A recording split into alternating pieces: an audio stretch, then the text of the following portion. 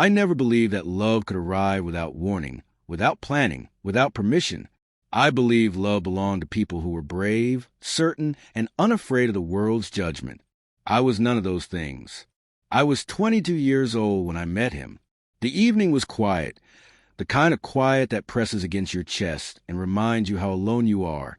The road stretched endlessly ahead of me, dust rising with every passing vehicle. I was tired, emotionally and physically, carrying more weight in my heart than in my bag. That was when his car stopped. It was a dark-colored sedan, clean, well-kept, the kind of car owned by someone who valued order. The window rolled down slowly, revealing a man in his early 50s, silver-haired at his temples, eyes calm and observant. "Do you need a ride?" he asked gently. I hesitated. I was an adult, but the world hadn't been kind enough for me to trust easily. Still, something about his voice felt safe. "Yes," I said. I got into his car, unaware that my life had just taken a turn I could never undo. His name was Daniel. He drove carefully, like someone who respected both the road and the people on it. There was no awkward silence, just a peaceful calm that made breathing easier. "You don't talk much," he said after a while. "I'm better at listening," I replied. He smiled. As the miles passed, pieces of our lives slipped into the space between us. I told him about my dreams, my confusion, my feeling of being different but never brave enough to say how. He listened without judgment, without interruption. Later, he spoke. He told me about a life built on expectations, a marriage that never knew his truth, years spent loving quietly, painfully, invisibly. He had never said the words, "I love you," to another man before. Not out loud. I felt something shift inside me. The car slowed down, then stopped. My heart raced. Daniel turned off the engine and faced me fully. His hands trembled slightly. "There's something I need to tell you," he said. The air felt heavy. "I didn't plan this. I didn't expect it. But somewhere between your silence and your smile, I realized I feel something for you." My breath caught. "I think I've fallen in love with you." He didn't touch me, didn't move closer, just waited. In that moment, I saw not an older man, but a vulnerable one, not of him, but of myself. No one had ever looked at me like that. No one had ever chosen me so honestly. The age difference frightened me. Society's voice screamed in my head, but my heart was quieter and clearer. "I don't know what this means," I said slowly, "but I feel it too." Tears filled his eyes. We talked for hours, about boundaries, about respect, about choice. Love was not rushed. It was careful, real. That night, nothing physical happened, but everything changed. The car became our world. We drove with no destination, shared music, coffee, stories, silence. Love grew slowly like sunrise, gentle touches, long looks, laughter, trust. He never treated me like something fragile. I never treated him like something temporary. We were equals. When we finally held hands, it felt like coming home. People stared, some judged. But love doesn't ask for permission. Daniel once asked me, "Do you regret meeting me?" I smiled. The road chose us. Years later, we still drive together. The same car, the same road, different people. In love, the road was nearly empty when the car slowed beside me.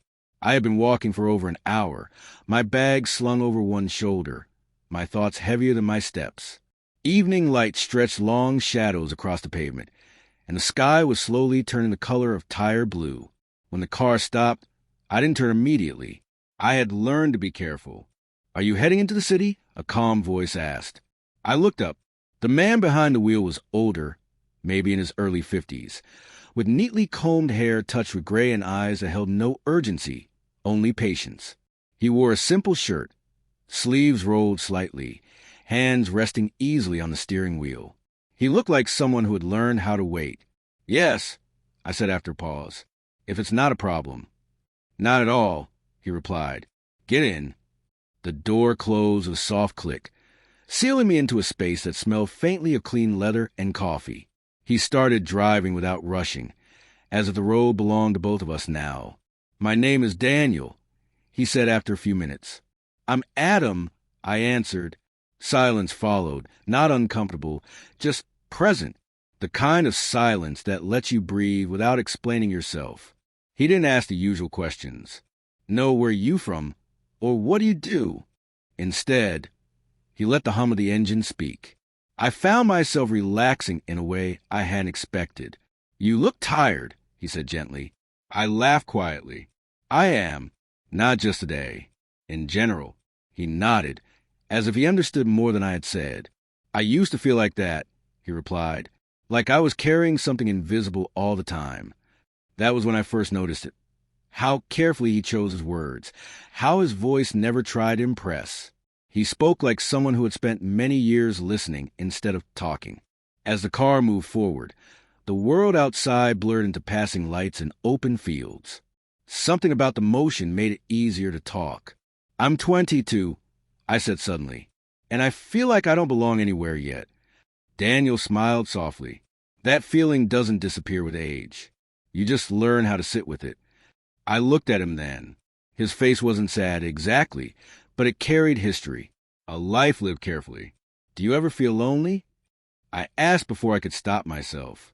He was quiet for a moment. Then he answered honestly. Yes, often. That single word felt heavier than a long explanation. We talked after that, not constantly, but naturally. I told him about my dreams, how I wanted to find a place where I didn't have to pretend. He told me about a life shaped by responsibility, by expectations he never questioned until it was too late. There were pauses between our sentences, long ones, but they didn't feel empty.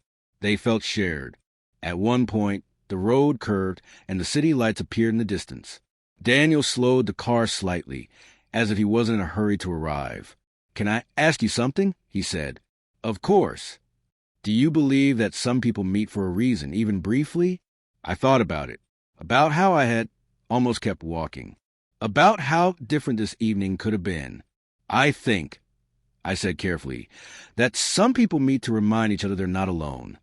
His hands tightened on the steering wheel for just a second. That's beautifully said, he replied. The car stopped at a red light, and for a moment we were still.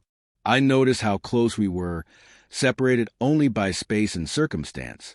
I didn't feel afraid. I felt seen. I didn't plan on stopping today, Daniel admitted quietly, but something told me to. I met his eyes. There was no expectation in them, just openness. I'm glad you did, I said. The light turned green, but neither of us spoke again for a while. The silence returned, different now, warmer. When he finally dropped me off, the city noise rushed back in loud and impatient. I opened the door, then hesitated. Thank you, I said, for the ride and the conversation. He smiled, a little sadly, a little hopefully. Thank you for trusting me. I stepped out, but before closing the door, I looked back at him. Maybe, I said, our loneliness crossed paths for a reason. He nodded. Maybe it did. The car drove away, disappearing into traffic.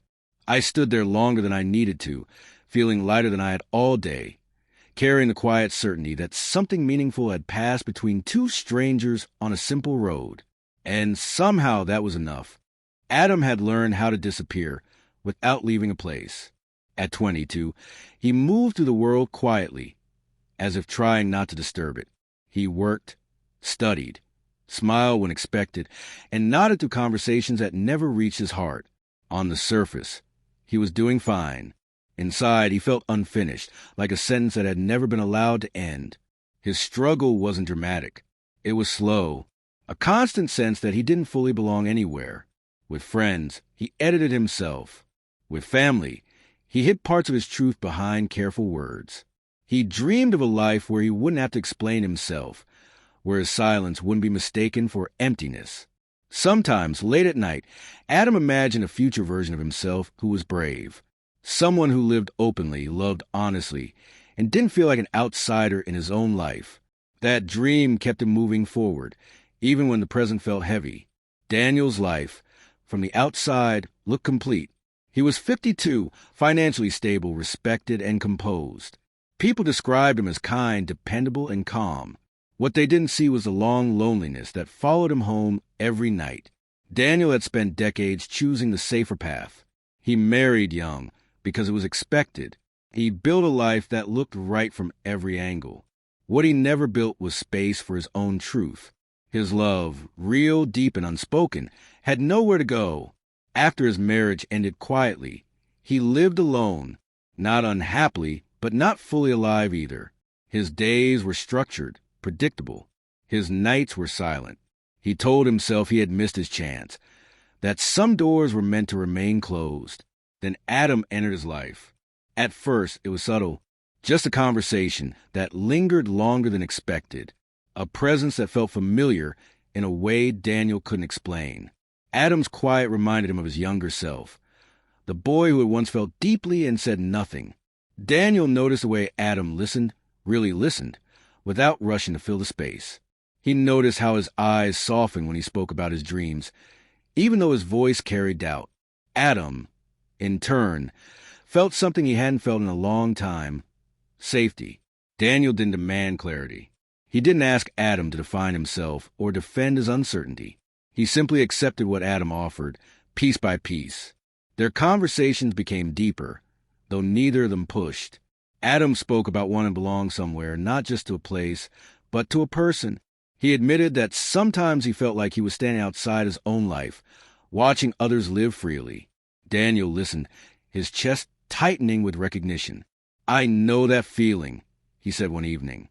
"It's like waiting for permission that never comes." Adam looked at him then, really looked. For the first time, he saw the weight Daniel carried. The years of restraint, the careful choices, the love never spoken aloud. "What stopped you?" Adam asked quietly. Daniel hesitated, then answered honestly. "Fear, and the belief that it was too late." Something shifted between them in that moment. The emotional distance that had once felt wide now seemed smaller, crossable. Adam realized that Daniel wasn't just someone older. He was someone who understood. Someone who had survived by hiding, just as Adam was doing now. Daniel realized that Adam wasn't just young. He was brave in ways Daniel hadn't been at that age, still searching, still hoping. Their loneliness began to overlap. They didn't touch. They didn't name what was growing between them, but their silences changed. They became warmer, more intentional. A pause no longer meant distance. It meant comfort. Adam started to imagine a future where he wasn't alone in his searching. Daniel started to imagine that maybe love hadn't passed him by. Maybe it had simply taken a longer road. One evening, as they sat together without speaking, Daniel thought, "This is what closeness feels like, not the absence of loneliness, but the sharing of it." Adam felt it too. For the first time, he wasn't trying to belong. He already did. The road was quiet in a way that felt intentional, as if the world itself had decided to slow down. Trees lined both sides, their shadows stretching across the asphalt as the sun dipped lower. Adam sat in the passenger seat, watching the light change, unaware that the moment he would remember for the rest of his life was approaching. Daniel's hands tightened slightly on the steering wheel. Adam noticed the change immediately. Daniel had always driven smoothly, confidently, but now there was hesitation, something unspoken pressing against the calm they had built together over weeks of shared rides and conversations. Without warning, Daniel slowed the car. "What's wrong?" Adam asked, his voice instinctively careful. Instead of answering, Daniel pulled over to the side of the road. Gravel crunched beneath the tires as the car came to a full stop. The engine remained running, but the world outside felt suddenly distant, unreal. For a moment, neither of them spoke. Adam's heart began to race. His mind jumped to a dozen possibilities, none of them clear, all of them unsettling. "Daniel," he said softly. Daniel turned off the engine. The silence that followed was heavy, different from the comfortable quiet they had shared before.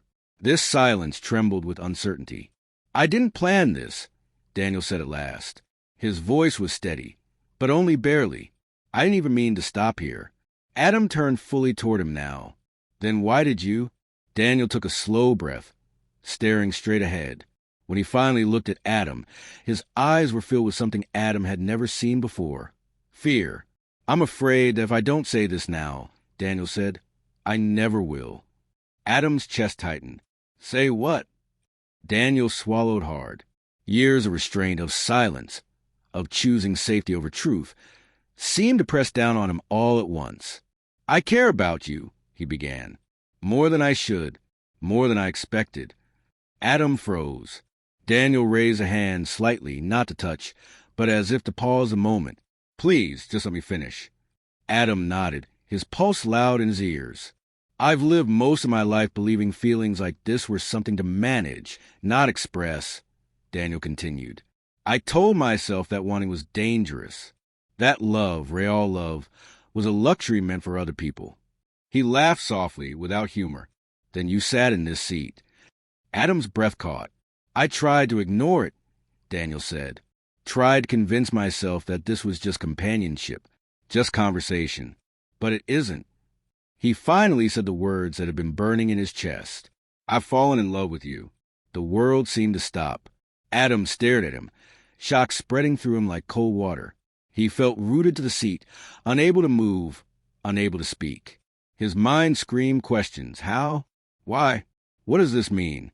Daniel didn't reach for him, didn't lean closer. He stayed exactly where he was, giving Adam space, giving him choice.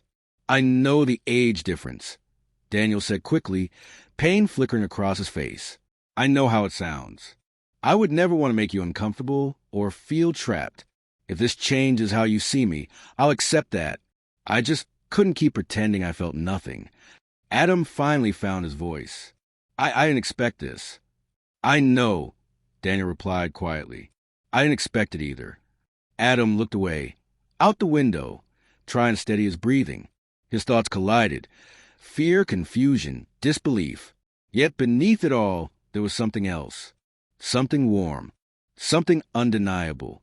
No one had ever confessed to him like this. Not with such vulnerability. Not with such respect. "You're not angry?" Daniel asked softly. Adam shook his head. "No, just overwhelmed." Daniel nodded. "That's fair." Silence returned, but it wasn't heavy with tension anymore. It was filled with emotion, raw and exposed. Adam turned back to him slowly. "Do you know what scares me the most?" "What?" Daniel asked. "That a part of me isn't surprised," Adam said. Daniel's eyes widened slightly. "I felt it too," Adam continued. "I just didn't have the courage to name it. I kept telling myself it was admiration, or safety, or loneliness." His voice trembled. "But hearing you say it, it feels honest." Daniel's breath hitched. "I'm not saying I have answers," Adam said quickly. "And I'm scared. Really scared. But I don't feel pushed. I feel chosen." Tears welled in Daniel's eyes, and he didn't try to hide them. "That's all I ever wanted," he said. "For you to feel free." Adam reached out then, not to hold Daniel's hand, but to rest his fingers lightly against the center console, close enough to be felt, not forced. The car remained stopped, the road stretching endlessly ahead. Nothing had been decided, but everything had changed. Adam didn't sleep that night. He lay awake, staring at the ceiling, replaying every word, every pause, every breath in the moment the car had stopped. Daniel's confession echoed in his mind, not loud or demanding, but quiet and sincere. That made it harder to escape. Confusion settled in first. Adam had always believed feelings were supposed to be clear, obvious, easy to define. This wasn't. What he felt sat somewhere between fear and warmth, uncertainty and longing. He asked himself the same questions again and again. Is this real? Or is it just loneliness recognizing itself in someone else? Yet no matter how much he tried to dismiss it, one truth remained. The way Daniel had looked at him, open, vulnerable, respectful, had felt unmistakably real. Fear followed close behind. Adam feared judgment. From friends. From strangers. From a society that liked its love stories simple and predictable. He imagined the looks, the whispers, the assumptions. He imagined being reduced to explanations he didn't yet have words for. And then there was the age difference. Daniel had lived a whole life before Adam had even begun to understand his own. That fact frightened him, not because it felt wrong, but because it felt significant. Adam worried about power, about imbalance, about being seen as naive or temporary. But desire complicated everything. It wasn't physical, not yet. It was emotional. The desire to be understood without translating himself. The desire to sit in silence without feeling alone. The desire to be chosen, not despite his uncertainty, but alongside it. A few days later, Adam agreed to meet Daniel again. They chose a quiet cafe, somewhere neutral, somewhere public, both of them careful, respectful to weight of what had been said. When Adam walked in, Daniel stood immediately, uncertainty written across his face. "Thank you for coming," Daniel said. Adam nodded. "I needed to talk." They sat across from each other, cups untouched between them. "I've been scared," Adam admitted first. "Not of you, or what this means." Daniel listened, hands folded, eyes steady. "I'm scared too," Daniel replied. "But I won't pretend I regret being honest." Adam exhaled slowly. "That's what makes this hard. I don't regret it either." They spoke carefully at first, about boundaries, about expectations, about the importance of choice. Daniel made one thing clear, over and over. Adam owed him nothing, not time, not affection, not certainty. "I don't want to be a chapter you feel pressured to stay in," Daniel said quietly. "I just want to be honest about how I feel." Adam studied him. "Do you ever worry about what people would say?" Daniel smiled sadly. "I spent most of my life living for what people would say. That's how I ended up lonely." That honesty struck Adam deeply. They talked about society, the way it polices love, especially when it doesn't fit neat categories, about how age gaps erase individuality in the eyes of others, about how love between two men was already questioned, even before adding anything else. "People will assume things," Adam said, "about me, about you." "I know," Daniel replied, "but assumptions don't define truth." Adam was quiet for a long moment. Then he asked the question that had been weighing on him the most. "What if this hurts?" he asked. "What if loving honestly costs too much?" Daniel didn't rush to answer. "Then it hurts," he said finally, "but I've learned that not loving at all hurts longer." That stayed with Adam. Over the next weeks, they moved slowly. Conversations deepened. Trust built. Adam shared his fears openly. His uncertainty about the future. His fear of being seen as foolish. His worry about losing himself. Daniel shared his regrets, not in bitterness, but in clarity. He spoke about years spent denying his heart, about the quiet grief of unlived truth. Adam began to see something clearly. This wasn't fantasy or escape. It wasn't about age or loneliness filling a gap. It was two people meeting honestly, each aware of the risks. One evening, as they walked side by side, Adam realized something had shifted. He wasn't trying to find what they were anymore. He was feeling it. The connection wasn't loud. It didn't demand certainty. It existed in shared looks, in careful words, in the space where fear and desire coexisted without canceling each other out. "I'm still scared," Adam admitted. Daniel smiled softly. "Me too." Adam stopped walking and faced him. "But I think this is real." Daniel's breath caught, not with relief, but with recognition. "I do too," he said. They didn't touch. They didn't promise forever. But for the first time, Adam wasn't running from the feeling. He was choosing to stand inside it, honestly, carefully, and bravely. They didn't rush into anything. Instead, they began with time. Daniel would pick Adam up in the evenings, always asking first, never assuming. Adam would slide into the passenger seat. The familiar click of the seatbelt sounding like a quiet agreement. The car felt different now. Not like the place where something difficult had been confessed, but like a space that held understanding. They drove without destinations. Sometimes through city streets glowing with late lights. Sometimes along quieter roads where trees leaned close and the world felt far away. Music played softly or not at all. Conversation came easily, but silence did too. Adam noticed how calm he felt there. In the car, he didn't feel watched. He didn't feel measured. He could sit with his thoughts, with Daniel beside him, and feel no pressure to be more than he was. Daniel never tried to steer the moment, only the road. Quiet meals followed. They chose small places where no one rushed them. They talked about books, memories, small frustrations. Daniel listened the way he always had, with a tension that didn't interrupt.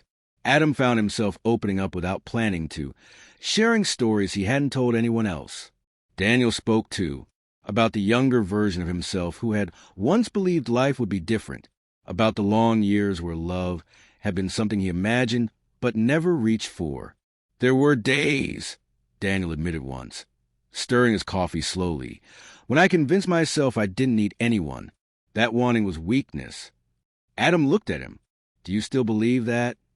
Daniel smiled, softer now. "Not anymore." Late-night talks became their ritual. Sometimes they sat in the parked car, engine off, city quiet around them.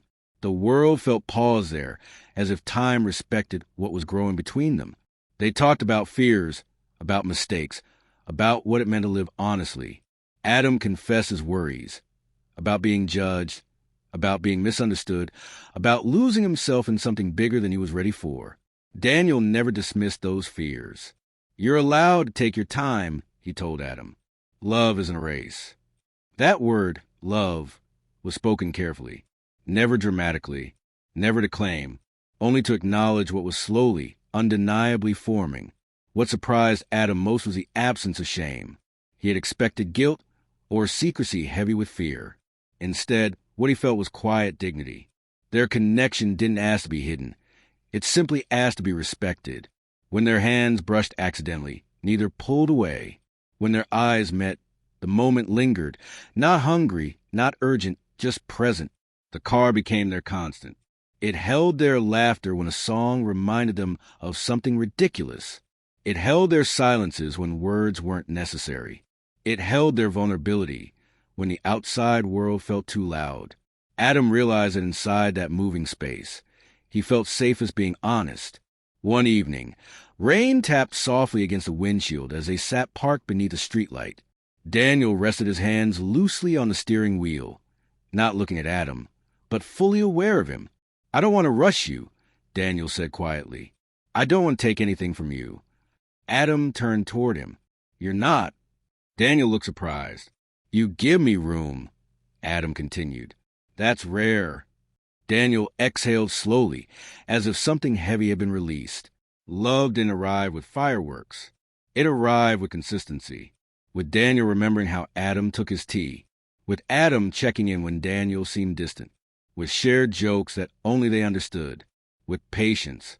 One night, after a long drive, Adam didn't open the door right away.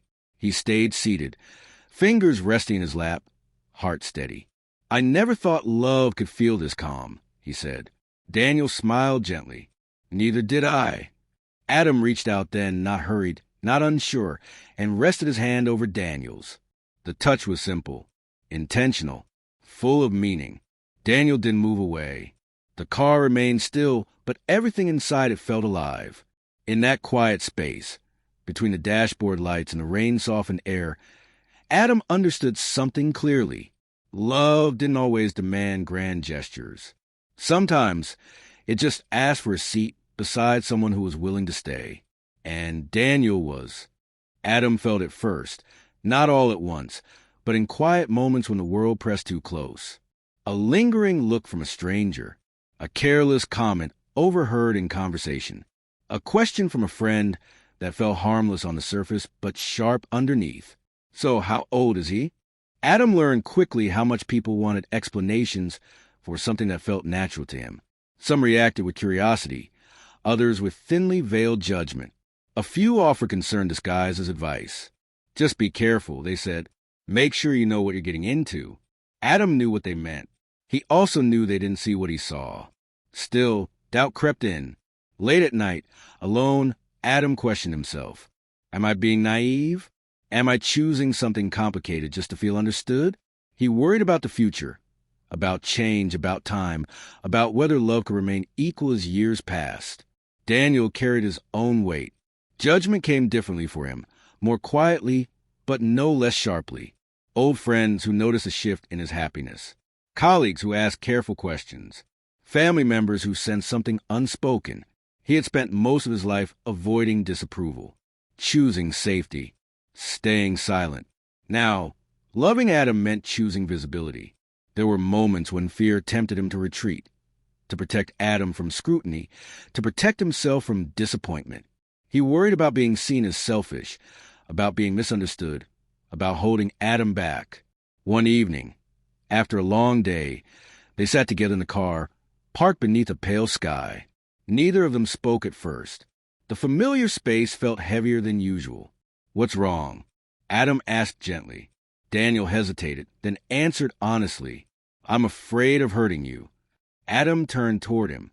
"By loving me? By being older?" Daniel said quietly, "By being part of something that people will judge before they understand." Adam absorbed that. He had feared judgment, too, but hearing it from Daniel's side shifted something inside him. "I don't feel trapped," Adam said. "I feel chosen, and I'm choosing you." Daniel looked at him, really looked. "I never want to be your risk," he said. "I want to be your partner." Adam smiled softly. "Then be that." They didn't pretend the doubts disappeared after that. They acknowledged them, talked through them, questioned each other with honesty instead of fear. They set boundaries, clear ones. They promised communication over assumption, patience over pride. They agreed that love did not mean possession, and commitment did not mean losing oneself. What they were building wasn't fragile. It was intentional. The world did not suddenly become kinder. There were uncomfortable moments, conversations that required courage, spaces where Adam felt younger than he wanted to, and moments where Daniel felt older than he was ready to be. But there was also laughter. There was understanding. There was the steady reassurance of someone showing up again and again. One afternoon, they took a long drive outside the city. The road stretched open and quiet, fields rolling past beneath a wide sky. Adam rested his head lightly against the window, watching the world move. "Do you ever regret choosing this?" Adam asked. Daniel didn't answer immediately. He considered the question fully. "No," he said finally. "I regret the years I didn't choose honesty." Adam reached for his hand then, intertwining their fingers easily, without hesitation. They stopped at a small overlook, stepping out of the car into the open air. The horizon felt endless, filled with possibility rather than fear. Adam turned to Daniel. "I don't know what the future looks like," he said, "but I know how I want it to feel." Daniel smiled. "How's that?" "Like this," Adam replied. "Steady, respectful, real." Daniel nodded. "Then we'll build it that way." Their commitment didn't arrive as a dramatic promise or a sweeping declaration. It arrived in decisions, small, daily ones. Choosing honesty over avoidance. Choosing growth over comfort. Choosing each other, even when it was easier not to. They didn't need the world's approval. They needed alignment. As time passed, Adam grew more confident, not because Daniel guided him, but because Daniel supported him without control. Daniel, in turn, felt lighter, freer than he had in decades. Not because Adam filled a void, but because Adam met him as an equal. Love did not erase their differences. It honored them. On one quiet evening, parked beneath familiar streetlights, Adam leaned back in his seat and smiled. "You know," he said, "this car started everything." Daniel laughed softly. "It did. But it's not the car anymore," Adam continued. "It's us." Daniel reached over, resting his hand over Adam's heart. "Always has been." They didn't know exactly where the road would take them, but they knew they would walk or drive. It together, not without fear, but without regret. And that was enough.